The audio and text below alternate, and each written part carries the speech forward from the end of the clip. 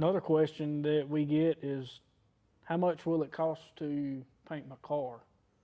And that's another question that's very hard to answer, especially when it's not stripped down. We've had a lot of cars come in, look pretty decent, sandblast them or have them dipped, and when you get them back, they're basket case, you know. So your $15,000 or $20,000 paint job just possibly double by the time you buy parts and the labor to rebuild your car to have a good foundation to put a nice paint job on it. And that's time versus money. You know, if it's a car you can buy a new aftermarket fender for, and it's $400 for a fender, or you can fix it and it costs you a day's labor, which is $700 or $800, it just makes more sense to buy an aftermarket fender.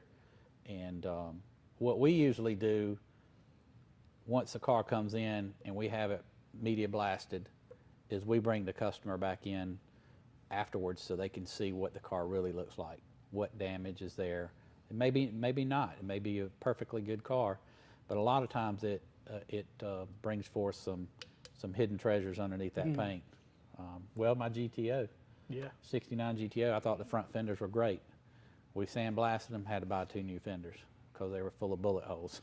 Yeah. So we get the customer back in after it's sandblasted, and we let them look at the car so they can see it firsthand and know what we're dealing with before we start working on it and fixing everything. And that just gives everybody a starting point of what we got to deal with up front, and if there's anything that showed up that wasn't there before. Yeah.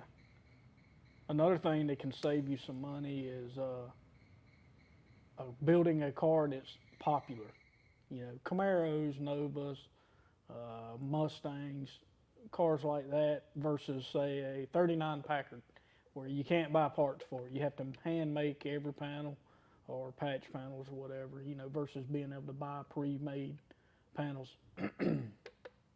So that's also something to think about. Yeah, availability of parts. Yeah. So the more rare the car is, chances are it'll cost more to build if it's in, you know, bad shape. Those rear fenders for that Packard were what, $2,500 if you can find them? Yeah, if you can find some used decent ones, they're $2,000 to $2,500. And then you still got a used fender that you don't know. Yeah, get it in. It may be the same shape after you get it stripped down. So yeah, that's kind of a tough call on those. And we're awesome.